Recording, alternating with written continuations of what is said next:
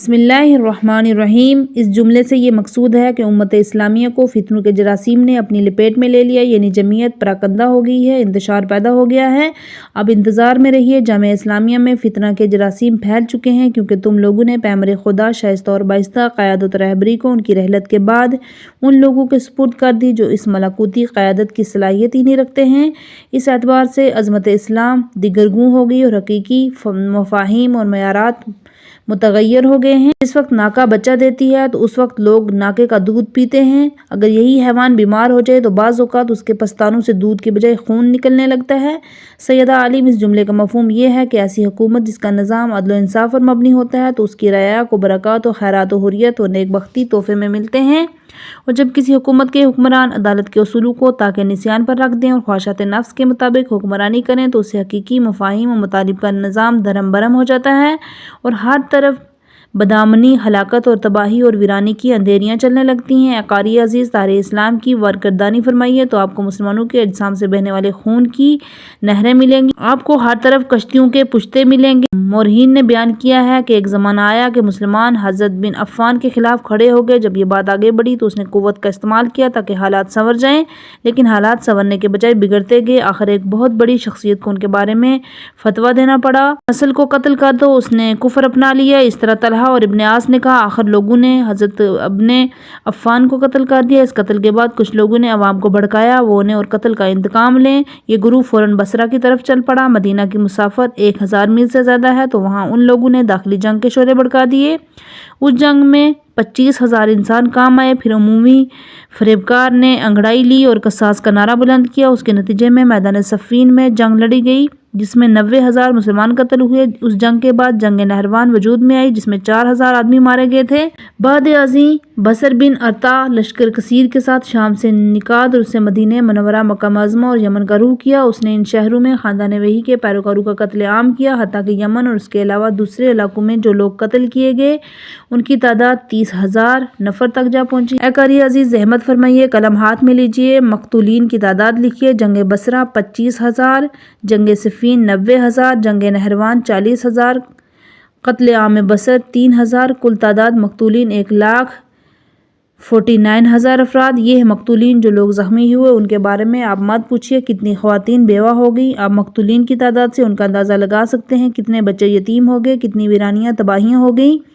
قلم میں طاقت نہیں ہے کہ انہیں سپرد کرتاس کر سکیں۔ اللہ کی زمین پر درد و رنج، غم و آلام کی آندیاں چلا دی گئیں جن کی وجہ سے ہر آنکھ اشکبار تھی، انسانی قلوب بھڑکی آگ کے شعلوں میں جل رہے تھے، ہر طرف سوز و گزار کی حکمرانی تھی، ہر طرف نالے اور فریاد بلند تھی۔ اس سرزمین کو امت مسلمانہ کے لیے جہنم بنا دیا گیا۔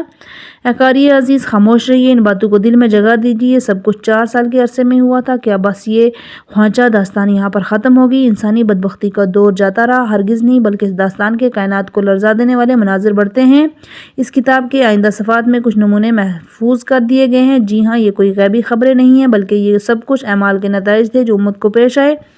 جی ہاں، جب ایک حاذق طبیب اپنے مریض کو دیکھتا ہے تو وہ صحت کے اصولوں پر عمل نہیں کر رہا، کھانے پینے میں احتیاط سے کام نہیں لے رہا، تو مضر اشیاء کو استعمال کر رہا ہے، تو وہ اسے ہوشیار خبردار کرتا ہے اگر اس نے ان چیزوں سے باز نہ آیا تو وہ کبھی صحت مند نہیں ہو سکتا، بلکہ وہ ہلاکت کے قریب ہوتا جا رہا ہے، آخر ایک دن اپنی زندگی سے ہاتھ دھو بیٹھے گا۔ بالکل اسی طرح خاتون قیامت نے امت کی بیمار حالت دیکھی تو آپ کو امت کے عواقب اور انجام نظر آئے۔ آپ نے امت کو پیغام دیا کہ تم لوگوں نے حقیقی قیادت کو چھوڑا ہوا ہے، اب ہر صورت تمہیں ان دردناک مصائب و آلام سے گزرنا ہے۔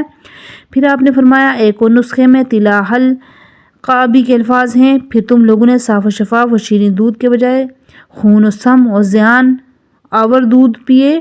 اوب جام بزرگ جو خون سے لبریز اور خون ان کے کناروں سے بہہ رہا ہو، اس سے مرد خونی سیلاب ہے جس سے امت کو واسطہ پڑنے والا ہے، یعنی انسان کا خون بہایا جائے گا، قتل ناحق عام ہوگا، یعنی خون دھوئے اور مہلکے ترین زہر دھوئے، یعنی بدترین نتائج کا سامنا کیجیے۔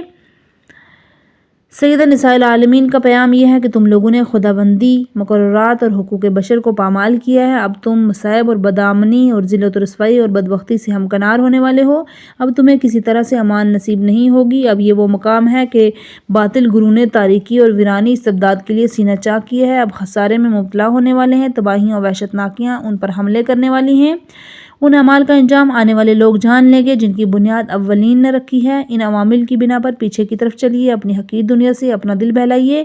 بعض اوقات کسی کو کہا جاتا ہے طب نفسن، خوف و اضطراب سے اطمینان و سکون میں آئیے، یعنی خوش رہیے۔ اس طرح ایک ظالم انسان کو اس کے ظلم کی بنا پر کہا جاتا ہے فرت عینکا، تیری آنکھیں روشن ہو یا تمہیں مبارک ہو۔ اس قسم کے الفاظ از راہ طعن و تنزیہ بولے جاتے ہیں، بطور حقیقت نہیں بولے جاتے۔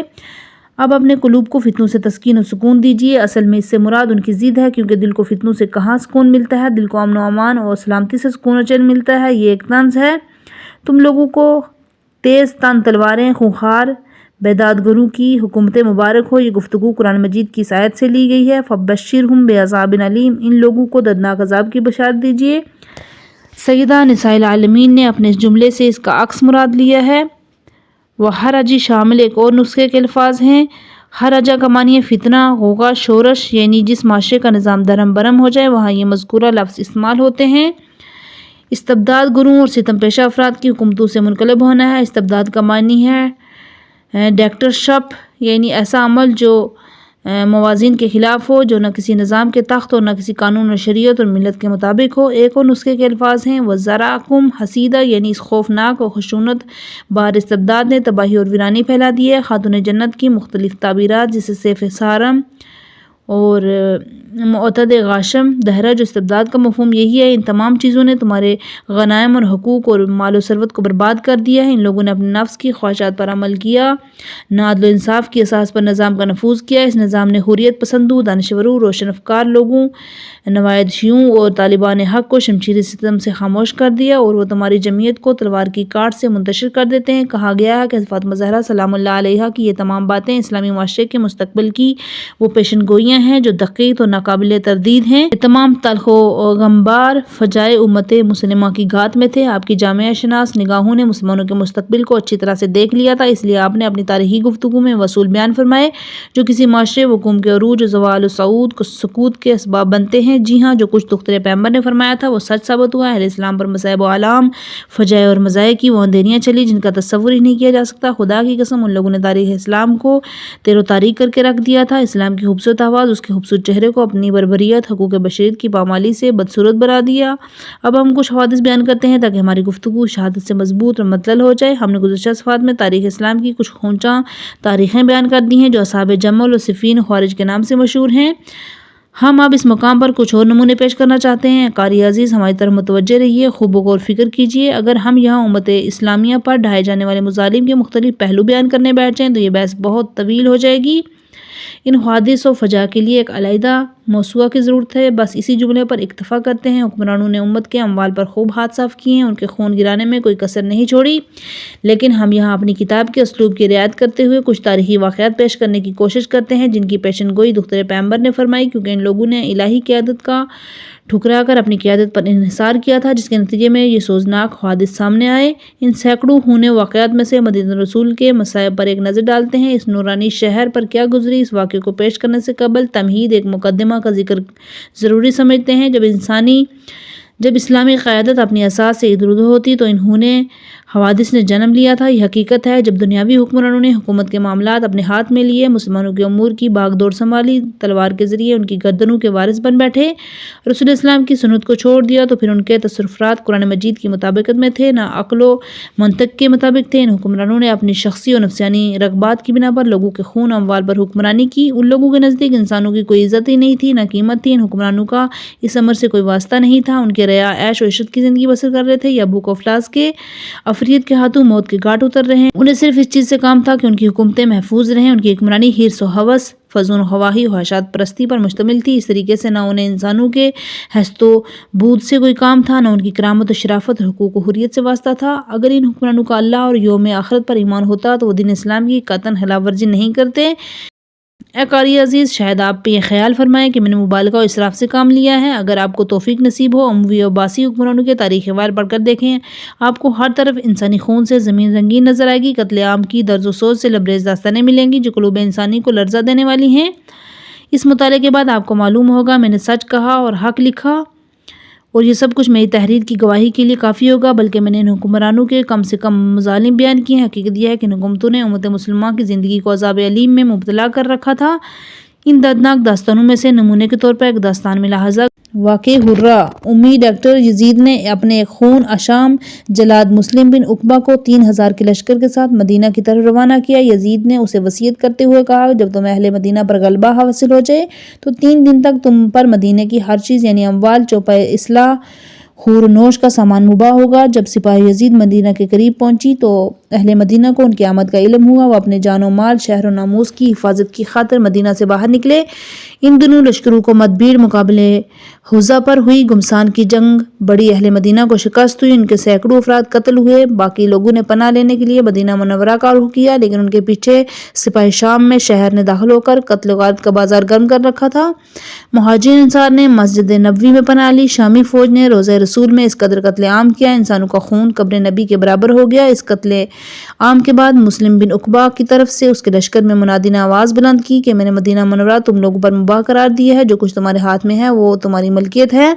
اے قاری عزیز، آپ غور فرمائیں، جب ایک فاتح لشکر کو اجازت دے دی جائے، ان سے ہر قسم کی مسئولیت اٹھا دی جائے تو وہ لوٹ مار میں کون سی کسر چھوڑے گا؟ اس اعلان کے بعد کثیر لشکر مدینہ منورہ کے گروہ پر ٹوٹ پڑا، جہاں ان لوگوں کے اموال غارت کیے، ان کی عزتیں بھی لوٹی گئیں۔ ان کی یہ رسوائی اس حد تک جا پہنچی 300 سے زیادہ دوشیزگان کی عصمت دردی ہوئی۔ اس واقعے فاجعہ کے سال 1000 مولود نے جنم لیا جن کے باپ غیر معلوم تھے۔ میں اپنے قاری عزیز سے اجازت لے کر کچھ عرض کرنے کی جسارت کرتا ہوں۔ صاحبان کرام، دوسرے اہل مدینہ کی خواتین نے مسجد نبوی میں پناہ لے رکھی تھی تاکہ ان کی جانیں عزتیں بچ جائیں، لیکن سپاہی شام کے درندوں نے انہیں روضہ رسول پر چیر پھاڑ کر رکھ دیا، ان کی عزتوں کو تارا تارا کر دیا۔ مورخین نے لکھا ہے کہ یہ لشکر استبداد مسلح ہو کر مدینہ منورہ کے مہاجرین و انصار کے گروہ میں داخل ہوا اور جو چیز انہیں ملی لوٹ لی۔ ان میں سے کچھ سپاہیوں نے سپاہی رسول حضرت ابو سعید خدری کے گھر پر ہجوم کیا۔ یہ مشاہیر صحابہ میں سے تھے۔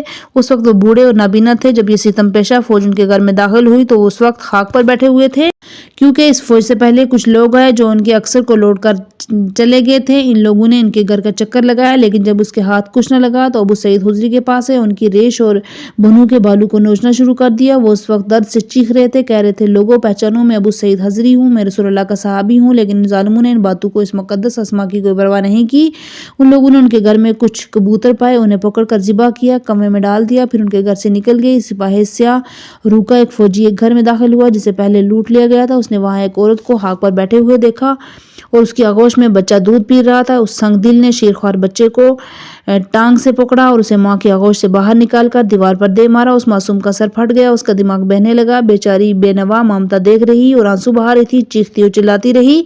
آخر میں مسلم بن عقبہ نے اہل مدینہ کو ایک مقام پر جمع کیا، اس سے قرار و عہد لیا کہ وہ سب یزید کے غلام و مملوک ہیں، اس طرح ہمیشہ اس کے غلام رہیں گے۔ جب یہ سپاہ شوم مدینہ منورہ سے نکل رہی تھی تو اپنے پیچھے مقتولین کی ایک بہت بڑی تعداد خاک پر پڑی ہوئی تھی۔ ہزاروں بچے یتیم ہو گئے تھے، ہزاروں عورتیں بیوہ ہو چکی تھی جن کا طعام آہ و بکا مشروم ان کی آنکھوں سے بہنے والے آنسو تھے، ان کا مال و متاع غم و عالم و آہ و بکا و نالے و فریاد تھا۔ بعد ازیں سپاہ شام نے مکہ معظمہ کا رخ کیا تاکہ کعبہ شریف کی نظر آتش کرے۔ عبداللہ بن زبیر کی وجہ سے وہاں جو لوگ جمع ہیں انہیں قتل کر دے۔ اس سپاہ نے کعبہ کو جلا دیا اور لوگوں کا قتل عام کیا۔ اے قاری عزیز، ان ستم پیشہ افراد نے پے در پہ جس قدر مظالم کے طوفان برپا کیے، ان کے بارے میں نہ کوئی پوچھو نہ کچھ بولو۔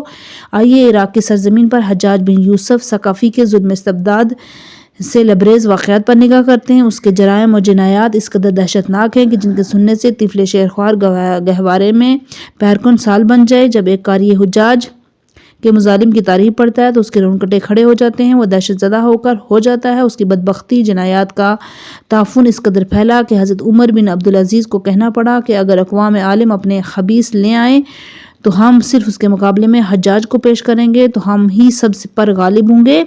جناب عاصم قاری قرآن تھے، انہوں نے حجاج کے بارے میں کہا کہ اگر ایسا کوئی کام جسے خداوند تعالیٰ نے حرام کیا ہے تو اس حرام کا ارتکاب حجاج نے نہ کیا ہو، ایسا ممکن ہی نہیں ہے۔ خبر کی واقعات سے مطابقت جو کچھ آپ نے پڑھا یہ تلخ اور دہشت ناک روایتوں میں سے صرف ایک روایدہ ہے جو اللہ کی زمین پر دہرائی گئی ہیں۔ اس سوزناک مظالم کی داستانوں کے پڑھنے سے انسان کی زندگی تلخ و آزردہ ہوئے بغیر نہیں رہ سکتی۔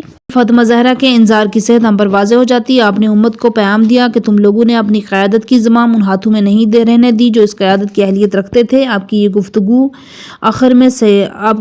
سچ ثابت ہوئی۔ آخر میں سید نساء العالمین نے عیادت کرنے والی خواتین سے فرمایا تھا، فیا حسرۃ لکم، یہ کلمہ اللہ تعالیٰ کے اس فرمان سورہ یاسین آیت نمبر 35۔ ہائے افسوس ان بندوں پر کہ جن کے پاس جو رسول بھی آیا اس کے ساتھ انہوں نے تمحصر کیا سے ماخوذ ہے۔ اس جملے کا معنی ہے کہ آپ لوگوں نے ہدایت و خیر کو خیر آباد کہہ دیا۔ آپ حسرت و ندامت تمہارا مقدر ہے اور تم لوگوں نے امن و امان دنیاوی و اخروی اجر ثواب کو بھی جانے دیا۔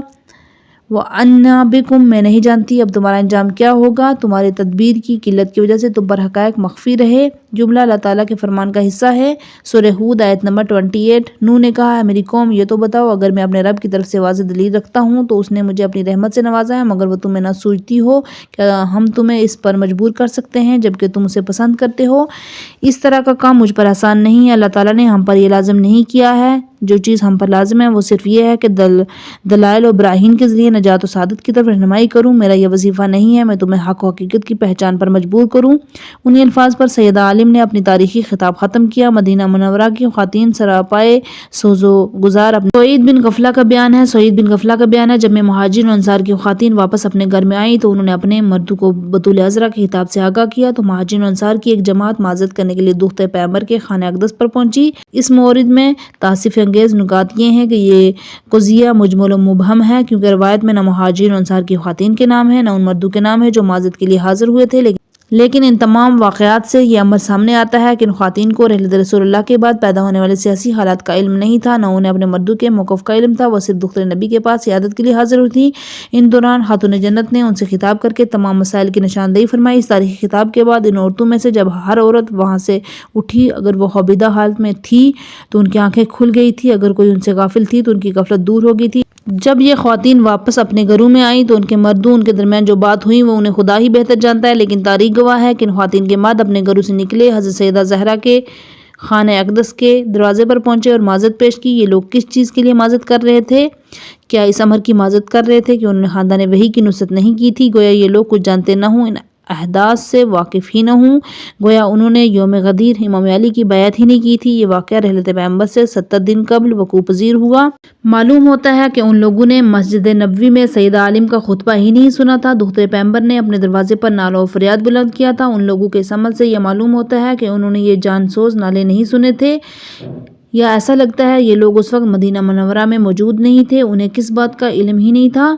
جی ہاں، اب انہیں حقیقت حال کا علم ہوا ہے، اس لیے معذرت کے لیے فوراً حاضر ہو گئے اور کہنے لگے اے سیدہ عالمین، خدا کی قسم ہماری اس بیعت سے قبل اگر ابوالحسن ہمیں بتا دیتے تو ہم ہرگز انہیں ایسے نہیں چھوڑتے تھے، ان کے غیر کی طرف نہیں جاتے، لیکن انہی کی بیعت کرتے، کسی اور کی بیعت نہیں کرتے۔ اے قاری عزیز، آپ اس معذرت کو سینے پر جو قسم کی منطق اور ہر مقیاس سے دور ہے۔ میں نہیں جانتا امام ابوالحسن کون سا وظیفہ لازم تھا، میں نہیں جانتا امام ابوالحسن پر کون سا وظیفہ لازم تھا، ان لوگوں کو وہ کیا بتاتے، کیا ان کے سامنے اللہ تعالیٰ کا فرمان یہ نہیں تھا؟ بسم اللہ الرحمن الرحیم۔ انما ولیکم اللہ ورسولہ والذین آمنوا الذین یقیمون الصلاۃ ویؤتون الزکاۃ وہم راکعون۔ سورہ مائدہ آیت نمبر 55۔ تمہارا ولی فقط اللہ ہے اور اس کا رسول ہے اور کل ایمان ہے جو نماز قائم کرتے ہیں اور حالات رکوع میں زکوٰۃ دیتے ہیں۔ کیا ان لوگوں نے غدیر خم میں رسول اللہ کی ملکوتی بلند آواز نہیں سنی؟ آپ نے فرمایا من کنت مولا فہذا علی مولا، جس چیز کا میں مولا ہوں اسی کے علی مولا و سردار ہیں۔ پھر آپ نے بارگاہ خداوندی میں دعا کی اے میرے مولا، اے میرے اللہ، تو اس سے محبت رکھ جو علی سے محبت رکھے، تو اس سے دشمنی رکھ جو علی سے دشمنی رکھے، اس کی نصرت فرما جو علی کی نصرت کرے، تو اس شخص کی نصرت سے ہاتھ کھینچ جو علی کی نصرت و یاری سے اعراض کرے۔